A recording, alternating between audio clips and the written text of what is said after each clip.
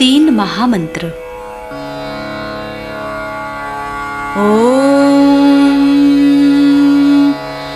त्वमेव साक्षात् श्री महालक्ष्मी महासरस्वती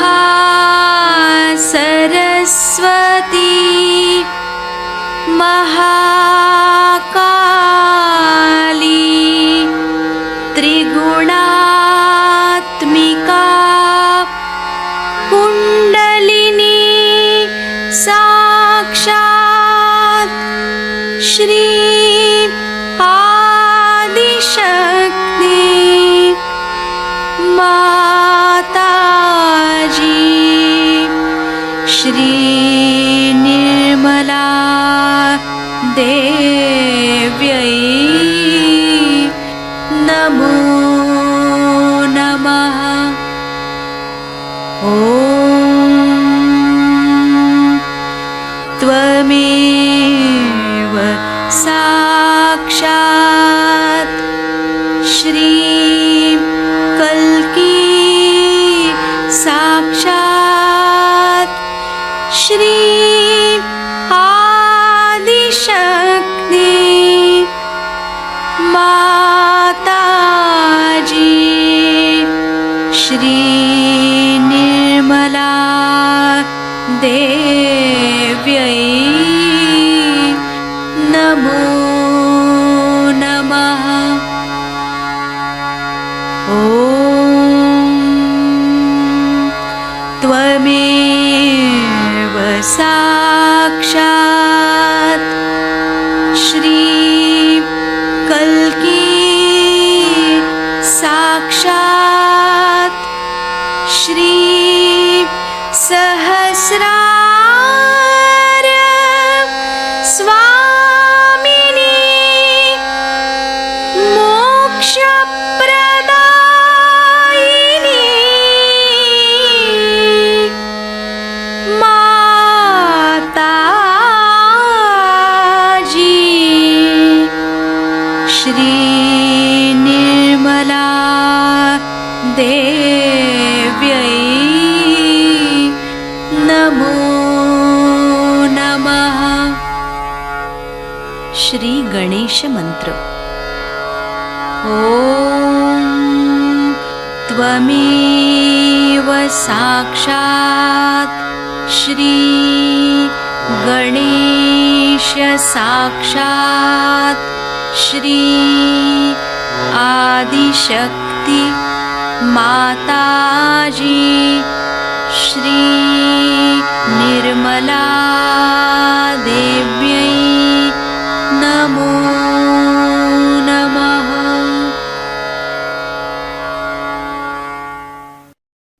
जय श्री माता जी। दोनों हाथ माँ के सामने, हृदय में श्री माता जी को देखेंगे।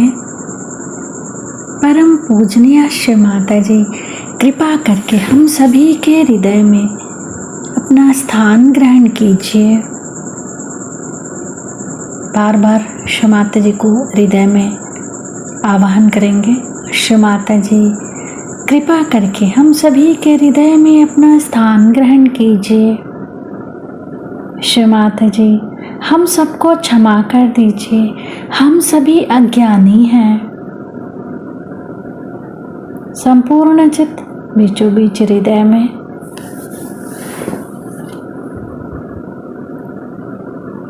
क्षमा रूपेण संस्थिता या देवी सर्वभूतेषु क्षमा रूपेण संस्थिता नमस्तस्यै नमस्तस्यै नमस्तस्यै नमो नमः।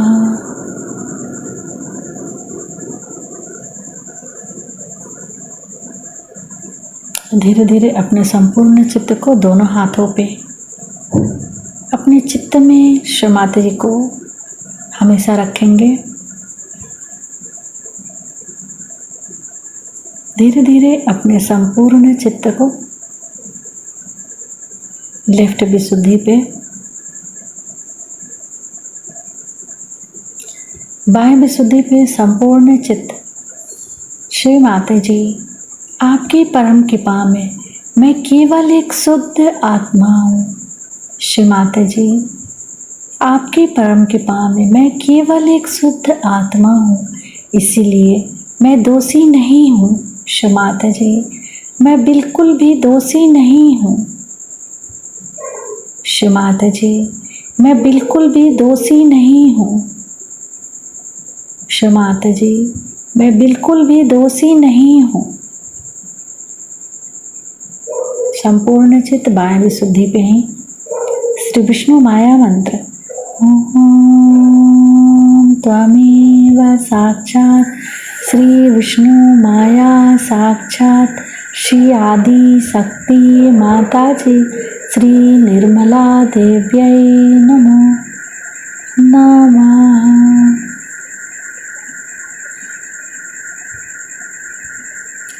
बाह्य विशुद्धि पर अपने चित्त को क्लॉकवाइज घुमाएंगे 7 टाइम्स।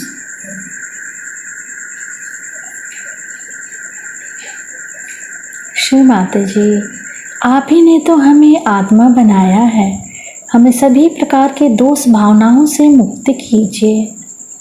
श्री माता जी, कृपा करके हमें सभी प्रकार के दोष भावनाओं से मुक्त कीजिए।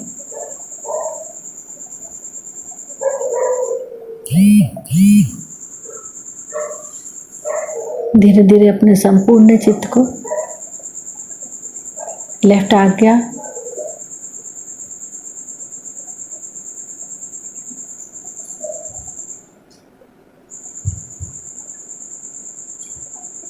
फिर सहस्त्रार। सहस्त्रार पे माँ के श्री चरण कमलों को देखेंगे।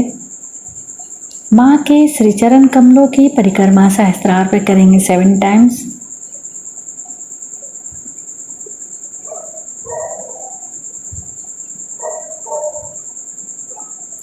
श्री माता जी, कृपा करके हमें निर्विचार कर दीजिए।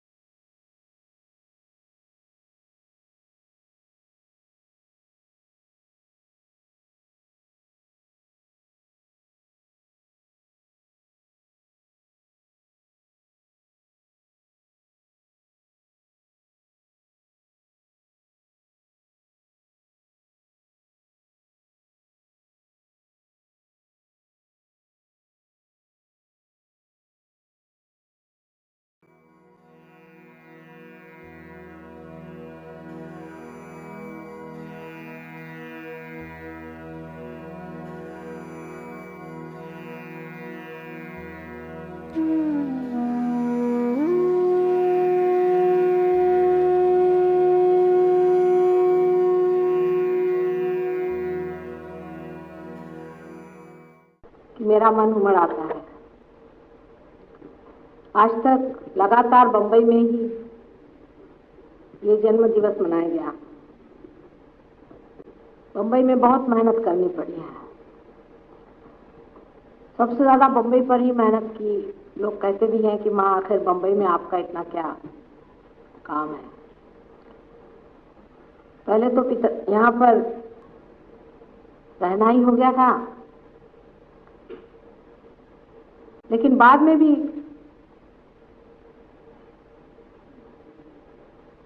बंबई में काम बहुत हो सकता है ऐसा मुझे लगता है। हालांकि बंबई पे कुछ छाया सी पड़ी हुई है। अभी दिल्ली में थोड़ा सा भी काम बहुत बढ़ जाता है। देहातों में भी बहुत काम हुआ है, हजारों लोग पार हो गए, इसमें कोई शक नहीं। लंदन जैसे शहर में भी बहुत काम हुआ है, लेकिन बंबई के लोगों पे कुछ काली छाया सी पड़ी हुई है। मेरे ख्याल से पैसे के चक्कर बहुत जरूरत से ज्यादा बंबई के लोगों में। बड़ी आश्चर्य की बात है कि बंबई में सालों लगातार मेहनत की है हमने, और सबसे कम सहयोगी बंबई शहर में है। इसका कोई कारण समझ में नहीं आता है। बहुत बार मैं सोचती हूँ, और जब लोग मुझसे पूछते हैं कि माँ आप बंबई पे इतना क्यों अपना समय देती हैं, आखिर बंबई में कौन सी बात है, हालांकि शहरों से मैं बहुत घबराती हूँ। शहरों के लिए तो ठग लोग काफी तैयार हो गए हैं, क्योंकि आपके जेब में पैसे हैं और ठग आपको ठगना चाहते हैं। और आप लोगों के पास पैसा है, आप ठगों के पास ज्यादा जाते हैं। जो लोग सर्कस बनाते हैं उनके पीछे में आप दौड़ते हैं। हजारों लोग ऐसे लोगों के लेक्चरों में दौड़ते हैं, असलियत को नहीं खोजते। वो पैसे की जो अहंकार देने की शक्ति है उसको आजमाते हैं। लेकिन तो भी बंबई पे मेरा बड़ा प्रेम है। उसकी वजह है बहुत बड़ी। शायद आप लोग जानते हैं कि महाकाली, महालक्ष्मी, महासरस्वती तीनों का उद्भव इसी बंबई शहर में हुआ है।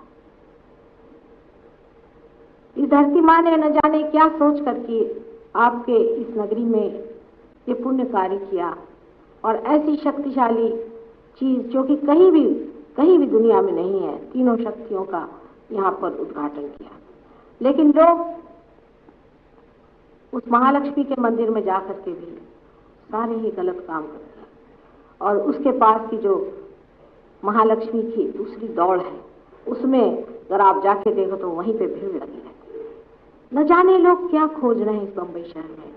मैं बहुत बार सोचती रहती हूँ कि इन लोगों के दिमाग कब खुलेंगे, कब ये लोग सोचेंगे, कब इनके दिमाग में ये बात आएगी कि सबसे बड़ी चीज आत्मा को पाना है। बगैर आत्मा को पाए आप परमात्मा को नहीं जान सकते।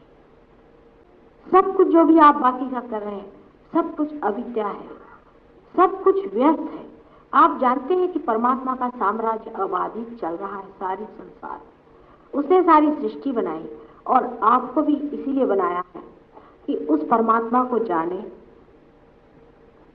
जो आपका कर्ता, सृष्टा और आपका पालनहार है। उसकी शक्ति को आप समझें। न जाने क्यों इंसान इस तरह भरमा गया है, इस तरह से गलत रास्ते पे चल पड़ा है, इस तरह से अपने जीवन को इतना उसने शूद्र बना दिया। हालांकि परमात्मा ने भी बहुत मेहनत की है इस मानव को बनाने के लिए। आप जानते हैं एक अमीबा से आपको इंसान बनाया है। एक आप अपनी आंखें से टटेलें तो आपको पता होगा कि ये आंख कितनी महत्वपूर्ण है। इस आंख को कितनी खूबसूरती से उस परमात्मा ने गढ़ा है। इस सारे शरीर को उसने कितने सुंदरता से बना है, और इस शरीर के अंदर वो पूरा यंत्र बना के रखा है जिससे आपको ये वरदान मिलने वाला है और ये चाबी आपके अंदर खुलने वाली है। लेकिन इस बंबई शहर में लोग सोए हुए हैं, बिल्कुल निद्रावस्था में लोग रहते हैं। पता नहीं किस चीज की यहाँ मस्ती चढ़ी हुई, किस तरह का नशा यहाँ चढ़ा हुआ। मैं बार बार आप लोगों को कहती हूँ कि अब जागिए, जागने का समय आ गया है। वास्तव में सहयोग के मामले में आप जानते हैं कि कोई ये नई चीज नहीं है। कबीर ने सहयोग कहा हुआ है, नानक ने कहा हुआ है, राम ने जो किया तो सहयोगी था। जो नंगे पैर सारे भारतवर्ष में घूमे, आपके महाराष्ट्र में जो घूमे हैं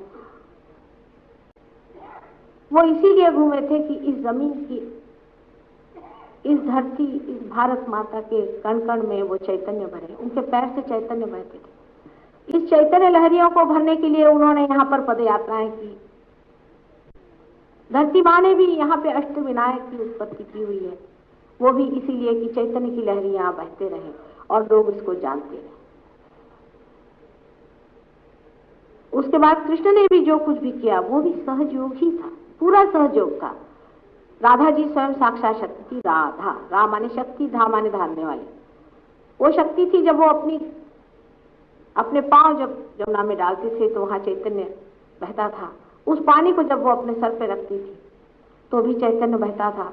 उस पानी को वो कंकड़ मार के जब जमीन पर गिराते थे तब भी चैतन्य वहां डालते थे। जब गोपियां अपने सर पे यमुना का पानी रख के चलती थी तो उस पे भी कंकड़ मार करके उनके पीठ पर वो चैतन्य के पानी गिराते थे जिससे उनकी जागृति हो जाए।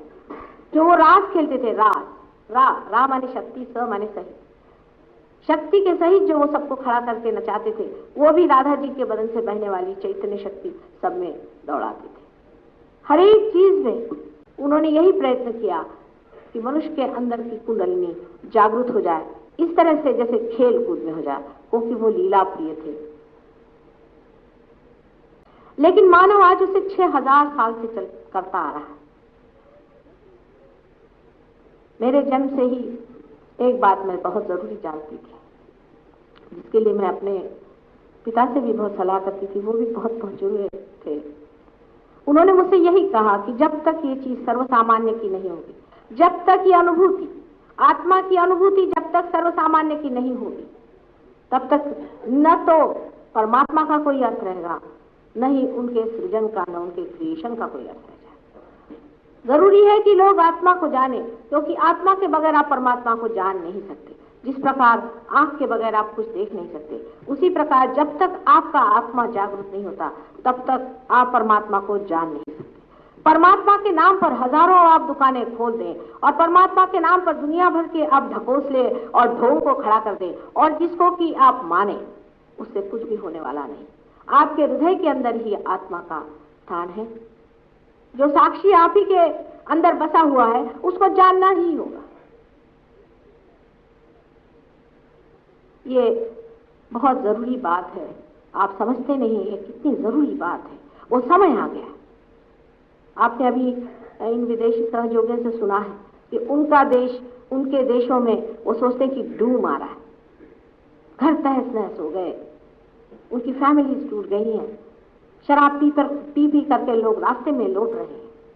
इतनी बुरी हालत है कि कौन माँ है कौन बहन है ये भी कोई पहचान नहीं पाता। एकदम टूट गए हैं लोग, उनको रात रात भर नींद नहीं आती। स्वीडन जैसे देश में 10 में से 9 आदमी आत्महत्या की सोचता है। वहां पे सबसे ज्यादा आत्महत्या संसार में होती, जो सबसे ज्यादा सुबत्ता वाला एफ्लुएंट है। हम लोग आज जो पैसों के पीछे में और दुनिया भर की जड़ वस्तुओं के पीछे में अपनी सारी शक्तियां लगा दे रहे हैं, अपना स्वयं ही मूल्य खत्म कर दे रहे हैं। हम किस चीज के लिए बने हैं, कैसे बने हैं, परमात्मा ने हमें कितनी मेहनत से बनाया, हमारा क्या महत्व है, हम क्या विशेष चीज है। हमारे लिए हर तरह से हर 5 तत्वों ने भी मेहनत की हुई है। सब ने मेहनत करके आपको बनाया, आपको घड़ाया, आपके अंदर इसका पूरा यंत्र बनाया हुआ है, आपके अंदर कुंडलिनी बनाई है, उसकी जागृति बनाई है। लेकिन सहयोग धीरे धीरे पनपता है। एक तो ये जीवंत क्रिया है, दूसरी सच्ची चीज है। झूठी चीज आप ऐसे ही बना दीजिए, प्लास्टिक के आप क्या हजारों फूल बना सकते हैं, लेकिन असली फूल बड़े मुश्किल से खिलते हैं। लेकिन जब बाहर आती है तो हजारों फूल खिल सकते हैं। लेकिन इस बंबई में अभी बाहर किसी को खबर ही नहीं, शायद सब लोग सो रहे हैं, अपनी नींद में ही पड़े हुए हैं, किसी को होश ही नहीं कि बाहर आ भी गई और न जाने कितने ही खिल गए और अभी हम उसी मिट्टी में पड़े हुए मर रहे हैं। आज बड़ा शुभ दिन है। आज दिन ऐसा नहीं कि माँ बच्चों को डांटे, सच आज ऐसा दिन नहीं, लेकिन आज सालों से यहाँ पर 1970 से लेकर आज तक हर बार मैंने यही जिद की कि बंबई में ही ये दिन मनाया जाए, और हर बार मैंने बहुत आप लोगों की तारीफ के फूल बांधती रही। लेकिन देखती ये हूं कि सहयोग यहाँ पनप नहीं पा सका। यहाँ पर गंदे लोगों के इमारतें चलेंगी। यहाँ पर आज एक गंदा आदमी आकर के गंदी बातें आपको सुनाए तो हजारों आदमी वहां दौड़ करके नंगे नाचेंगे। आप लोग नाचें, लेकिन आप लोगों को सच्चाई चाहिए नहीं। और मैं आज बता दे रही हूँ, इस बात को आप सुन लें। इस प्रकार एक दिन मैंने बताया था आंध्रा में, तो मुझसे लोग नाराज हो गए थे जब मैंने आंध्रा में जाके बताया कि अब जाके आप लोग क्या यहाँ पर सब जगह तंबाकू लगा रहे हैं, तंबाकू के खेत, और कहने हम लोग नहीं खाते, हम सिर्फ एक्सपोर्ट कर रहे हैं। जितने रईस लोग हैं वो तंबाकू लगा रहे हैं और गरीब लोग जो हैं वो तांत्रिक विद्या कर रहे हैं। मैंने कहा खबरदार, बहुत हो गया, अब ये समुद्र आके खा जाएगा आपको। और आप देखिए मेरे 3 टेप्स पर कहा हुआ है और वही हो चुका। न जाने क्यों मुझे अंदर से इस कदर घबराहट हुई कि ये लोग कर क्या रहे हैं, क्या भूल गए कि परमात्मा हर एक चीज को देखता है, हर को नापता है, हर सिटी का अपना अपना पुण्य है, हर जगह का अपना अपना पुण्य है, उसकी भी कोई हद होती। उस हद से गुजर गए हैं लोग, तब फिर उसकी ताड़ना पड़ेगी और उसको सहना पड़ेगा। पिछले साल मैंने ऐसी जब वहां के पंडों का हाल सुना, और पंडों ने बहुत सताया, और गंगा जमुना पे बैठ करके जिस तरह से वो धर्म को बेच रहे हैं, तभी मैंने ऐसी चीख चीख कर कहा था कि इन पंडों से बच के रहे। अब देखा कि अपने खोमचे उठाकर सब भागे जब गंगा जी और जमुना जी पे मिला। ये शुरुआत है, लेकिन आगे का भी सोचना होगा, जो आज मैं बता रही हूं आपसे। आगे का भी सोचना होगा। इससे आगे जो कल की अवतरण आने वाला है, वो आपके सामने आकर ऐसे बताएगा नहीं, आपसे विनती नहीं करने वाला, आप पे मेहनत नहीं करने वाला, आपको रियलाइजेशन देने नहीं वाला, आपके कैंसर की बीमारियां ठीक नहीं करने वाला। वो तो हाथ में तलवार लेके खटाखट आखिरी चीज करेगा। उस वक्त सर्वनाश, यही उनका कार्य है। सहयोग में बहुत अच्छा है, इसमें इंटीग्रेशन है, सुख है, आनंद है, शारीरिक सुख है, मानसिक सुख है और परमात्मा का आशीर्वाद है। बहुत सुंदर है। लेकिन कल की युग में ये नहीं होने वाला। कल की के अवतरण के बारे में आपने सबने सुना है और वो होने वाला है। उससे पहले थोड़ी सी मियाद है, थोड़ा सा समय है, उसमें मेहरबानी से अपनी आत्मा की आंखें खोलें। आपके अंदर आत्मा हमेशा वास करता रहा और आपकी कुंडलिनी भी आपके साथ हमेशा रहती है। लेकिन आज तक कुंडलिनी को न जाने क्या क्या लोगों ने बना रखा है, जो कि आपकी स्वयं माँ है, और आप भी उस चीज को हर समय किस तरह से सुनते रहे। मेरी यही समझ में नहीं आता है कि कुंडलिनी जो कि आपकी स्वयं की माँ है, उसके ऊपर गाली गलौज लगाने वालों की बातें आप बड़े प्रेम से सुनते रहे और उनके लिए रुपया दे दे करके, और वहां आपने घंटों लगा दिए, उनके टेप लगा लगा करके भक्ति से आपने उनकी गुरु विद्या सीख ली। जो आपकी माँ पे गाली लगाते हैं, ऐसे लोगों को आपने माना है। सबसे पहले आप जान लीजिए कि परमात्मा ने जब ये सृष्टि बनाई थी तो पहली चीज उसे गणेश जी को बिठाया था, जो पवित्रता की द्योतक, जो पवित्रता ही है। पहली चीज पवित्रता संसार में बनाई थी, और जिस इंसान में पवित्रता नहीं होगी उसको परमात्मा की बात करने का कोई भी अधिकार नहीं, क्योंकि सहयोग में आने के बाद आपकी पवित्रता बनती जाती है। बहुतों की तो अपने आप ही बन जाती है, ये तो पूर्व संपदा की बात है, पर बहुत से लोगों की धीरे धीरे बनती है। यानी आप सोचिए कि जहां से आप आए हुए 16,000 आदमियों ने शराब पीना छोड़ा। इसलिए लोग सहयोग में नहीं आते कि माता जी फिर कहेंगी कि आप शराब मत पीजिए। मैं नहीं कहती, अपने आप छूट जाता, क्योंकि जब मन की मदिरा आप पीने लग गए, जब आपको अपना ही आनंद आने लग गया, जब मन से ही अमृत झरने लग गया, तो आप शराब क्यों पीजिए? मुझे कहने की जरूरत क्या है? अपने आप ये जो आज आपके सामने खड़े हुए हैं, ऐसे हमारे वहां 300 पक्के लोग हैं जिन्होंने पूरी तरह से सब चीज अपने आप से छोड़ दी, और ये लोग तो ड्रग्स तक लेते थे। कोई मैंने जाकर उनसे नहीं कहा था कि आप ड्रग्स छोड़िए। आपके अंदर की शक्ति है, आपके अंदर की पूंजी है, आप उसे खोल लीजिए। बस इतना ही मुझे कहने का है। लेकिन ये बात कहने पर नाराज होने की भी कौन सी बात है? मैं कहती हूँ कि तार्किक लोगों को भी सोचना चाहिए कि माँ क्या बुरे के लिए कहे? कोई माँ अपने बच्चे से कहेगी कि जो गलत काम है वो सही, पर सहयोग में आने से पहले मैं कुछ भी नहीं कहती। जैसे भी आप हैं, जो भी आपको बीमारी है, जैसे भी आपकी हालत है, हमारे सर आंखों पर आप आइए और उसके बाद आप इसे पा लीजिए। सहयोग आपके अंदर आमूलाग्र ऊपर से नीचे तक बदल देता है, क्योंकि ये जीवंत क्रिया है। जैसे एक पेड़ है, वो जीवंत है, उसके अंदर अगर कोई खराबी हो जाए तो आप उसके अंदर ऐसा कोई द्रव्य डाल सकते हैं जिसके कारण पूरा ऊपर से नीचे ठीक हो सकता है। लेकिन जो मरी हुई चीज है, समझ लीजिए बिल्डिंग है, इसके अगर तहखाने में कोई खराबी हो जाए या इसके दीवारों में कोई खराबी हो जाए तो उसे हम ठीक नहीं कर सकते। आप जीवंत हैं, आपके अंदर ये जीवंत क्रिया घटित होती है। इसके लिए परमात्मा ने आपको धीरे धीरे धीरे धीरे एक एक चक्र बना के इतना सुंदर बनाया। लेकिन क्या आप अपने बारे में कुछ भी नहीं जानना चाहते? क्या आप अपनी शक्ति को बिल्कुल ही नहीं पाना चाहते? आपके अंदर बने हुए ये चक्र कितने सुंदर हैं, कितनी मेहनत से बने हुए हैं, और वो लालायित है। आपकी कुंडलिनी जो है बैठी हुई है, हजारों वर्षों से आपके साथ जी रही है और चाह रही है कि वो क्षण आ जाए जब आप परमात्मा को पा लें। लेकिन उसके लिए कितना आपसे मुझे कहना होगा, कितना आपका अर्जव करना होगा? आपको भी तो थोड़ा सा सत्य को मांगना होगा। सत्य आपके पैर पे गिर के मांगने वाला नहीं। सत्य आपसे कोई वोट नहीं मांग रहा है। सत्य आपसे रुपया पैसा नहीं मांग रहा है। आप खरीद नहीं सकते सत्य को। यही सत्य का दोष है। अगर आप सत्य को खरीद सकते और आपका अहंकार उससे अगर पूरित होता तो आप लगे रहते। जैसे और गुरुओं के पीछे में आप भाग रहे हैं और फालतू अपना समय बर्बाद कर रहे हैं और अपना रुपया बर्बाद कर रहे हैं। आप ही अपने गुरु हैं। आपको क्या जरूरत है किसी के पीछे भागने की?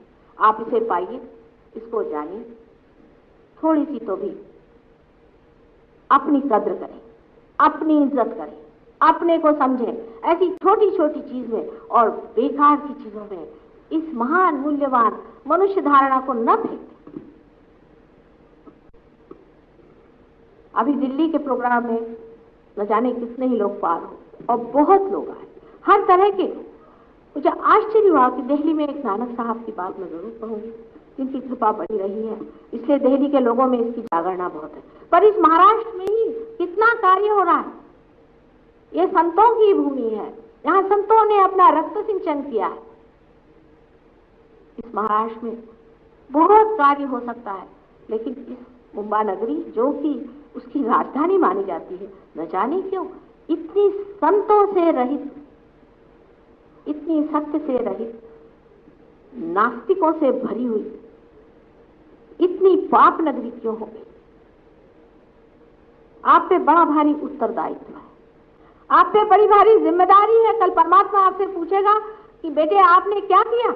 उस पाप में भाग लिया तुमने, उस पाप में तुम समागम कर गए।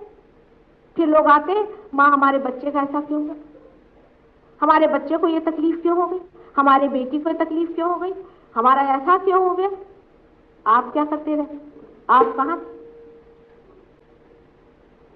जिन देशों से आज ये लोग आके बातें कर रहे हैं, वहां जाने पर आपकी भी आंखें खुली। आप उसी रास्ते पे चले जा रहे हैं, लेकिन वो किस गड्ढे में जाके गिरे हैं वो आप देख नहीं सकते, क्योंकि आपके सामने सिर्फ उनका चलता हुआ रास्ता दिखाई दे रहा है, लेकिन वो गड्ढा नहीं दिखाई दे रहा जहां वो आपसे सर ढूंढ रहे हैं और कोशिश कर रहे हैं कि किसी तरह से उसमें से निकल भागे। और जब वो कोशिश उनकी नहीं बन पड़ती तो आत्महत्या करते। आत्महत्या करके भी कौन बच सकता है? कोई मरता ही नहीं, फिर से वही जन्म आएगा और वही विधा, वही आफत, वही आतंक।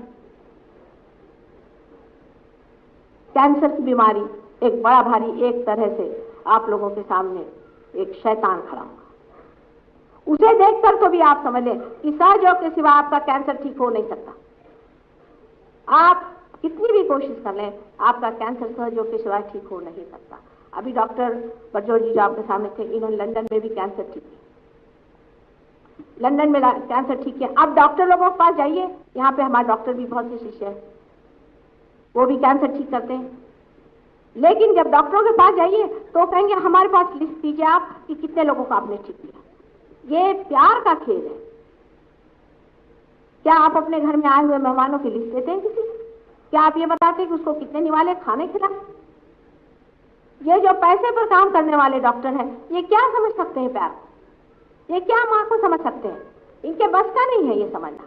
ये लोग तो हमसे ऐसे उल्टे सीधे सवाल पूछते हैं, मुझे बड़ा आश्चर्य होता है। मुझे तो ये भी नहीं पता कि कितनों को ठीक किया, कितनों को नहीं किया। गंगा बह रही है, जो ठीक हो गया वो ठीक हो गया, जो नहीं ठीक हुआ नहीं ठीक हो।